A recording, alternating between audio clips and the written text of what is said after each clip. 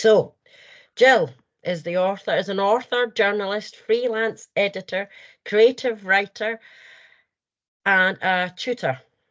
She has been a tutor of creative writing for the Arvion Foundation and the Fabier Academy since 1988, and also been a tutor of creative writing in a number of other countries. She has edited 6 anthologies of poetry and short stories. She's won awards for poetry, short stories, and screenplays. Jill has also been the chair of the Royal Literary Fund Advisory Fellowship since 2008, and she was gifted a doctorate by Anglia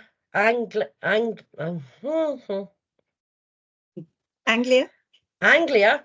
Ruskin University. She is also a founding member and director of the Gold Dust Mentoring Writers. She has written 12 novels, including The Language of Birds, The Crime Writer, Fred and Eddie, Watch Me Disappear, to name but a few. Many of these books have been shortlisted or received awards. Jill also lives with her family in an award-winning eco house in Cambridgeshire. And she's here this evening to speak to us about her amazing book, The Bewitching. Thank you, Jill. Like I said earlier, that's just a very short resume. You're a very, very busy woman. Thank you, Sheila. Lovely to be here. So just to give a sense of what this is going to be, I'm going to talk for a little bit about the book, The Bewitching, and then there'll be room for questions if you have any. I always like that bit because it lets me know what it is that you want to know from me. And it will be recorded, but not the questions. So just to sort of make a few things really clear, first of all, I'm not a historian. My expertise, such as it is as a novelist, and this is very much a novel, but it is based on a true story. So here it is, The Bewitching. This is it in its current paperback version. And it's the true story of the witches of Warboys. Now, Warboys is in the Cambridgeshire Fens, which is where I am at the moment. In fact, Warboys is a place in Huntingdon, I think, strictly speaking, Huntingdonshire, not Cambridgeshire, but we think of it as a fenland place. And I want to explain, because this is a very English story of witchcraft, exactly what the Fens are and how they relate to this story. It feels like it's important. So the Cambridgeshire Fens, or the Lincoln Fens, for those who don't know, was land that was underwater. For hundreds of years, it was boggy, it wasn't habitable, and it's reclaimed land.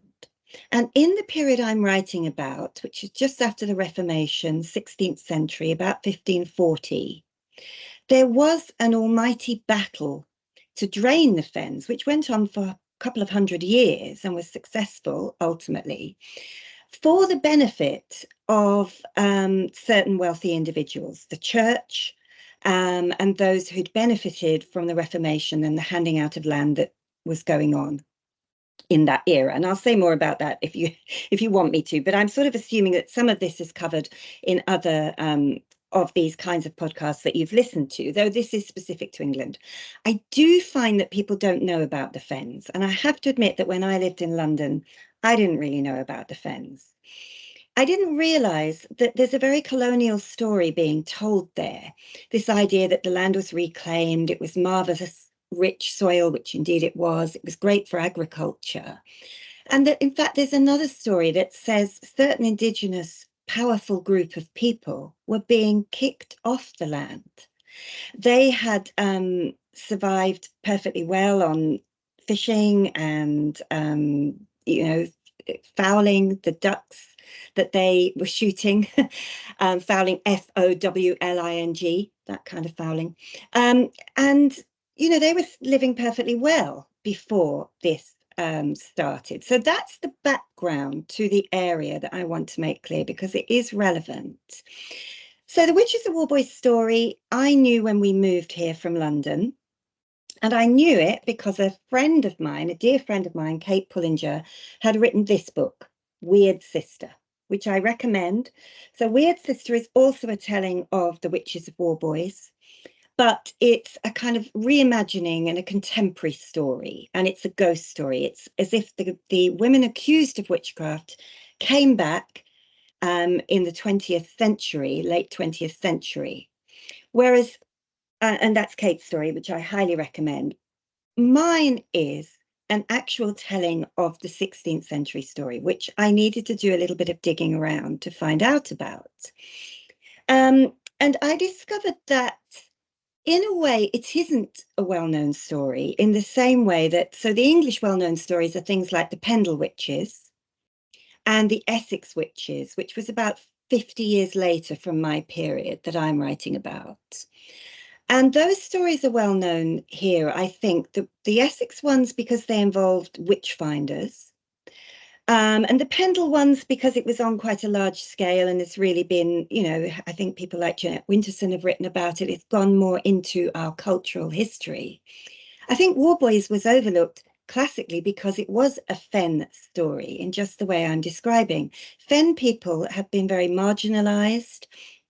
You know, it's kind of jokes, normal for Norfolk or web-footed or these kinds of things which are actually profoundly offensive, but are said easily about Fen people. So typically, the story of the Witches of Warboys, also at Warboys, there's no memorial, needless to say, but what there is a weather vane with a witch on it in a top hat, you know, a kind of jokey witch. And apparently, the Throckmorton family, who are the accusing family at the centre of this novel, were remembered by local children for a long, long time afterwards, where they used to play a game where they spat on their graves. Now, that's a little bit of local history that I found very intriguing. Why were the Throckmorton family remembered with such hatred? And they are not the witches. So I'm going to tell you what the story is. The Throckmortons, the Squire of Throckmorton and his 5 daughters, aged from 8 to 15, moved into the manor at Warboys, a very grand house. It's still there. And their neighbour came to visit. The neighbour was a woman called Alice Samuel, and she's described in the pamphlet, which is contemporary with that time, as very elderly. I mean, you would think she was utterly decrepit, but a little bit of research suggests to me that given that she had a daughter of around 20, she was probably more like 50, not 90 or 100 as she seemed to be. And I think researchers kind of agree on that point, maybe around between 50 and 60. And she was a brewer, Alice Samuel, and she was married and she had a daughter. She called in on this family in a neighbourly way when they'd newly arrived. And she was wearing a black knitted cap. It's described in the pamphlet as a thrummed cap, which I didn't know that word, lovely word, and that does mean knitted. And apparently, this is in the account, she didn't take off the hat. And one of the little girls in the family was either frightened of her or affronted. It's hard to know which. And she just immediately pointed at her and said, "Look at the old witch. Have you ever seen one more like a witch than she?" So out of nowhere, she accused this woman of being a witch. Shortly afterwards, that girl began having terrible fits and sneezes, like a kind of epilepsy, followed by sneezing and sneezing and sneezing. And the family were very worried about her. Equally, her younger sister had similar afflictions, and the family took her to a doctor, a local doctor, and he said it must be witchcraft. And then they remembered what the girl had said about Alice Samuel, and there began this really cruel persecution of Alice by not just that daughter, but in fact all the children in the family, an older girl as well, Joanne and Bessie, also accused her. And although at first the parents seemed to be playing quite fair, in time they joined the accusation. So that's the story. Now, because it's a novel, I don't necessarily want to tell you the full ending, but I want to talk, because it's kind of obvious anyway, but I want to talk about the themes and the ways that my imagination took me on this story, and the things that I was thinking about. Now, in knowing that 5 girls, quite young girls, accused this elderly neighbour, some similarities are struck with a story you probably will know much better, which is The Crucible, the Salem witch trials in America, which took place 100 years later. And I knew that story when I began this novel. I knew it because as a girl in my 6th form, I played Abigail. Now, if you remember that story, the actual story and The Crucible, the Arthur Miller play, Abigail, the 16-year-old temptress, is very much to blame for what happens in Salem. And her love and sort of saucy behavior with John Proctor, a good man, that's what he's called in the play, brings down a whole community and causes the deaths of 20 accused witches. I think 200 are accused, but 20 of them are killed. Now, I'd been to Salem. I had a job as a writer in residence in America, and I'd been to Salem in the 1990s and noticed a very, very moving memorial to those witches. And a great sort of, I mean, yes, there's the tourist stuff. I don't know if any of you have been there, but there is also some respect and reverence and shame around the idea that these people were accused, that it got bigger and bigger, that it was just on the say-so of some children, and then put to death. But one thing I didn't know was that the story of Abigail and John Proctor is the story that Arthur Miller told. Abigail was actually 11, not 16, and John Proctor was 55. Not a handsome man in his prime, as he's depicted in the play. And so that puts a very different spin on who's to blame here. Arguably, a 16-year-old girl isn't to blame either, of course. But what I mean is, seeing that great discrepancy, you see the power more clearly. And that's what I wanted to look at in my novel. These girls accuse Alice, and later they accuse her daughter too. And they are presented very much as, in different versions of the story that I was reading, as either wicked girls. Indeed, Alice herself calls them wicked and says if they were her daughters, she'd whip them, which doesn't go down well. But she's fighting for her life. She's suggesting that the Throckmorton family should chastise their daughters, not be taken in by them. Some of the main people in the families, Robert Throckmorton, the squire, and his friend, who we'll be hearing a little bit more about, Sir Henry Cromwell, seem to have a belief that girls couldn't lie, that girls were naturally just innocent and perfect and impossible to lie. So between those two extremes, were the girls wicked and spiteful, or were they lying? Or were they entirely innocent? Between those two polarized positions, I was trying to think of another possibility. What else is possible? And much of my research was looking into that. So this brings me to Sir Henry Cromwell, the Golden Knight. Now, many of you listening to this or watching this will, of course, know the Wolf Hall novels and the name Cromwell, Thomas Cromwell, the architect of the Reformation, really, and made famous by Hilary Mantel in her novels Wolf Hall in that trilogy. So we were introduced to Thomas Cromwell through those books, if we didn't already know that history. And the other Cromwell that's very well known in the Fens where I live, because his house is here, is Oliver Cromwell. Now, between those two figures, Sir Henry Cromwell is the grandfather of Oliver Cromwell, and he's the son of Thomas Cromwell's nephew, Sir Richard Cromwell. So he's slap bang in the middle. And what he is the beneficiary of the Reformation, of the dissolution of the monasteries, because he was given money and access to this beautiful monastery at Ramsey Abbey, which he really broke up and used as his own private quarry. He was called the Thief of Stone. That was Richard Cromwell, also known as Richard Williams, the putative nephew of Thomas Cromwell. So Sir Henry was called the Golden Knight. He was knighted by Elizabeth, and he was seen as a very glamorous figure, but a little bit of research, and it doesn't take much, discovered some other less savoury aspects to him. On his deathbed, he had many illegitimate children, for example. He had endless fights with local landlords or local people, peasantry, over land. There was a riot called the Muchwood Riots, which is in my novel, where he sort of was outraged at people trying to just feed their animals in his woods. And it did sort of cause an enormous rift between him and the local people.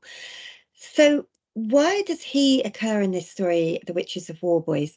Well, it's because at the point at which his newly married, but old, I have to say, second wife, Lady Cromwell, visited the squire, the Throckmorton family, Alice happened to be there, and there was some kind of altercation between them.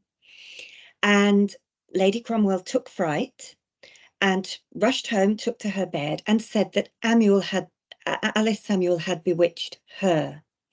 When she later died, but not immediately, it has to be said, it was claimed that Alice Samuel had bewitched her to death. And that, of course, was a capital offence. So that made matters much, much worse. Now, I got quite interested in Henry Cromwell as a figure because, and again, I don't want to give too much away about this novel and the story. If anyone hasn't read it, I'm very much hoping you might want to and might buy it. But I guess what I was thinking, to answer my own question about why else might these girls accuse their neighbour of being a witch? Or why, another way of putting it might be, why else might these girls have these symptoms, extreme symptoms of illness, which did start to include hallucinations? So, for example, this illustration on the front there, I don't know if you can see that, but that's Bessie dangling a little mouse above her mouth. And she claimed that Alice Samuel sent this mouse as her familiar, and that even once they'd left Warboys for a short time, Alice Samuel was still bewitching them at a distance. And she was having, arguably, some kind of hallucinations, as well as the fits, the sneezing, and the fainting. And some of the girls were having these more powerfully than others. I would say that the younger girl, Jane, seemed to be having the worst symptoms, and the middle girl, Bessie, the one I've just mentioned, possibly was the one who was acting up a little. So why might girls do this? Would they know the outcome? Would they know that it could lead to the terrible repercussions that it did lead to? Did they intend that? Was it a terrible game? That's what I started asking myself. And the questions I had related to things about girls' lives in that era, and a very simple fact that in the period I'm writing about, it isn't witch finders, it isn't men going about accusing women of witchcraft. Sadly, it was very often women accusing one another, women settling scores in communities, and powerless women, oppressed groups, often do attack one another when they are, when that's their only recourse to power. So this was an actual factual detail of many of these early cases. And what I wondered was, is there some other kind of trauma that these girls can't speak about? Or is there some other feelings about themselves as girls, or their position as young women, or what to be a woman is, that they were actually kicking off about?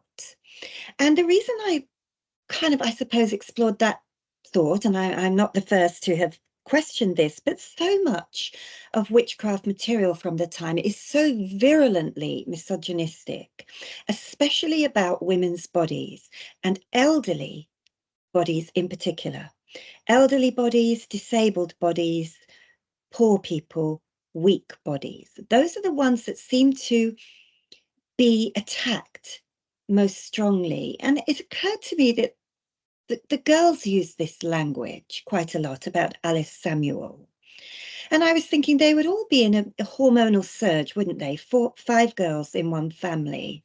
And I also found out that there was a brother in the family, 2 brothers, a younger one.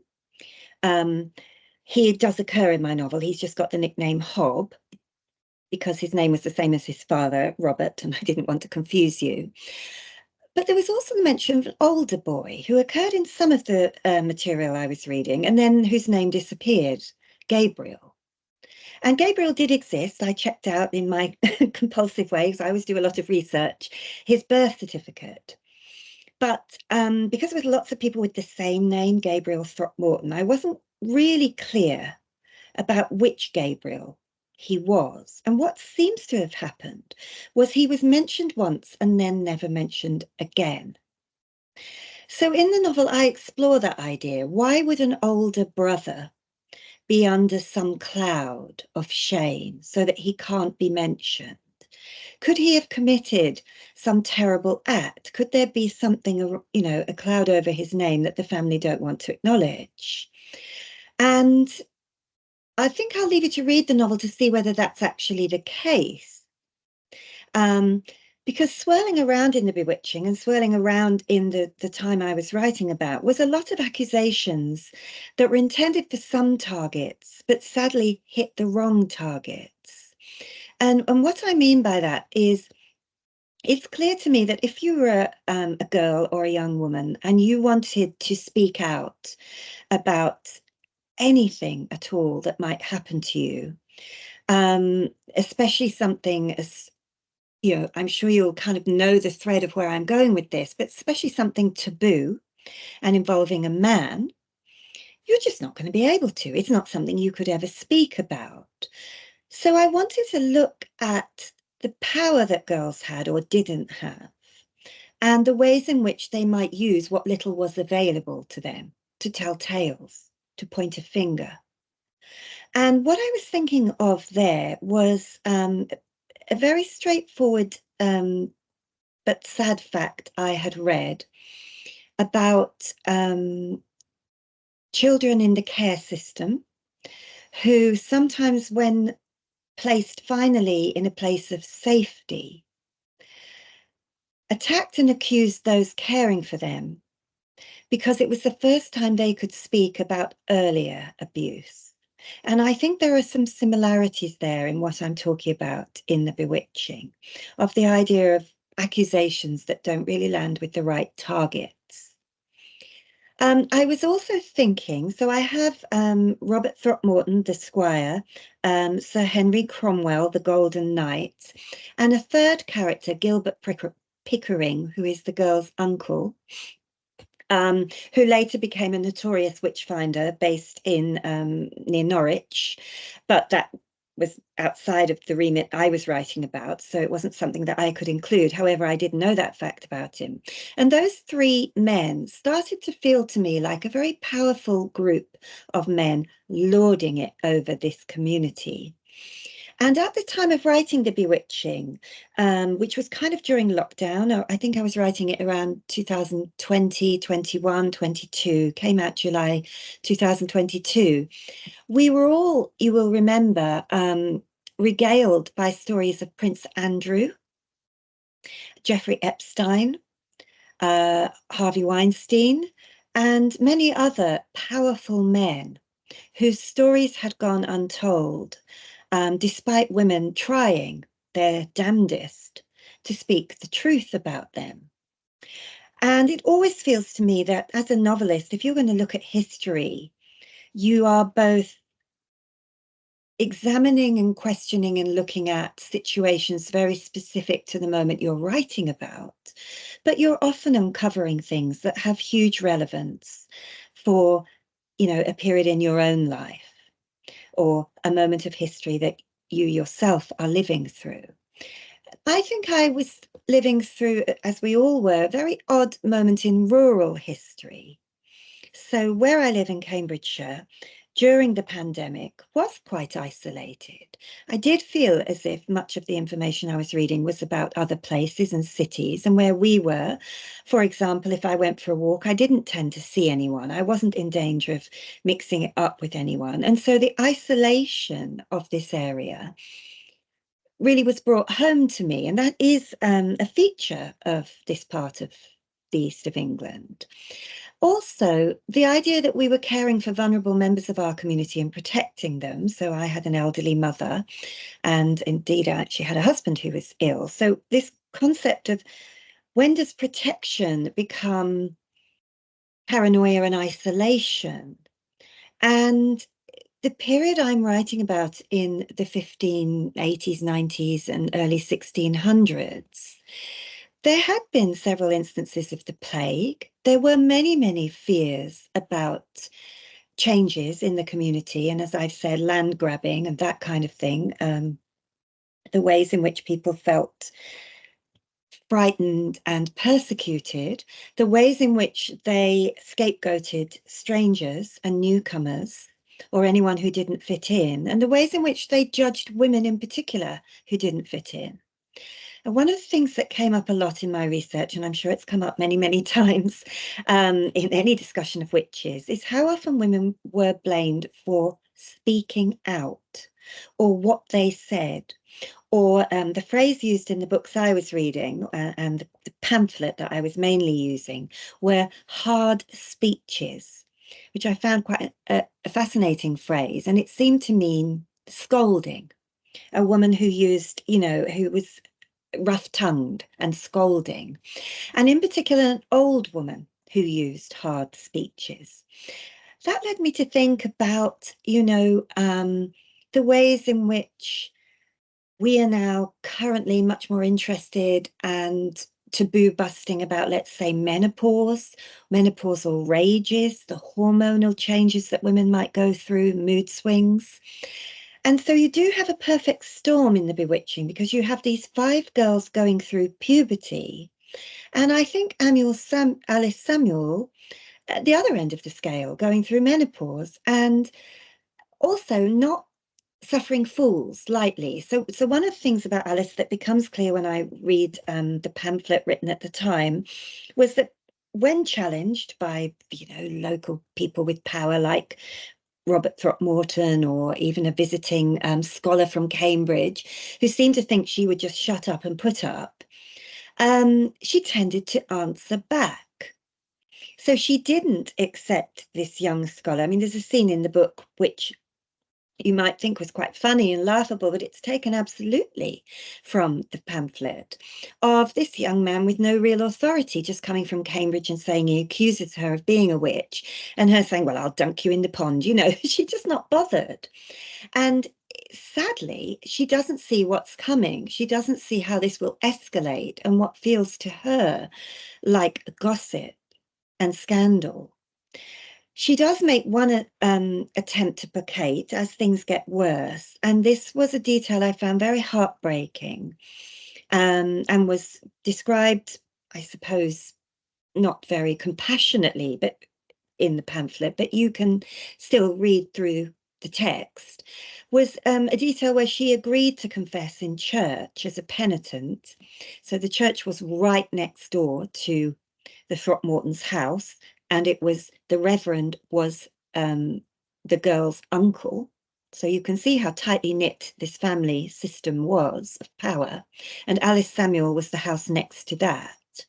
Anyway, she was forced to come to church and confess her sins, which she did. And apparently in some accounts she had a nosebleed, which I imagine was brought on by the stress and anxiety and perhaps sobbing or suppressed sobbing.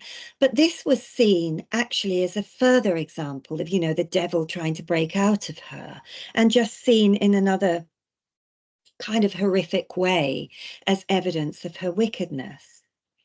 So I'm going to read you a little bit, a very, very short bit, and then I just want to talk about something else that I discovered in the writing of this novel, which to me was a kind of really synchronicitous discovery. It's not a very long piece and it's short, but I'm conscious that as this is being recorded, this might be something that can be extracted out. So this is Alice speaking. No, sorry, this isn't Alice speaking. This is Martha, the maid, who narrates the novel from the Throckmorton household. And she's watched in the wings and seen all of this happening. And at first, she's very much on the girl's side, thinking that Alice is in some way bewitching them. And as time goes on, she changes her mind. And this is at the very end. In bed, I feel my spine stretch and uncurl from my form. My long ears are dark at the tips. They twitch and flicker like corn in the field. At last, I have perfect hearing and perfect understanding. I'm no longer afraid to speak. I hold out my hand in front of my face. My paw is furred, my eyes are golden, and I'm bounding over the fen, down through time, legs strong and huge. I feel their power bouncing up behind me. I'm swifter than a deer, a fox, a greyhound. I'm the fastest creature in England. And at last I'm together with my true mother, all my mothers, a long-legged stubble stag, a woodcat, a Jill, a hedge springer, the jumper, the rascal, the racer, the sudden start, the shake the heart, the creature bearing all men's scorn, the creature no one dares to name, quicker than a spell, a curse, a wish, quicker than truth or memory. So that's Martha describing turning into a hare. And as you'll all know, witches were often said to turn into hares and associated with hares. And one of the stories from the Fens, where hares, interestingly, are called Sallys in this part of the world, and a female hare is called a Jill, which, even though it's my name, is something I didn't know. I thought Jill was a female ferret, which it is as well. I didn't know it could be a female hare. And I was wondering why hares are associated with witches. And one of the stories here in the Fens was that a way to tell if a woman was a witch was to check her legs for cuts or bruises, because the idea was she might have been running as a hare, having transformed into one, and been chased by a dog and bitten by a dog. Then when she turned back to her earthly form, a woman, usually an old woman, that's how you could tell. So again, you feel sorry for the women who have cuts and bruises on their legs, because it seems to some like absolute proof that they've transformed into a hare. Why I mentioned this today is that thinking about this talk, I'd forgotten how much hares played a part in my research and why I ended with that scene. And it was a very simple fact. Again, we were in lockdown. And so I think some of us noticed that nature was different and it was venturing out more than usual. And on my walk, I frequently saw hares. And I saw them jumping and boxing as they do. And I thought that boxing, like kangaroos, was something that male hares did, you know, fighting for a female. And I discovered that no, it's something the female does to fight off the males. Because a female hare is super fecund. They can actually be pregnant with one set of leverets and get pregnant again from a different father.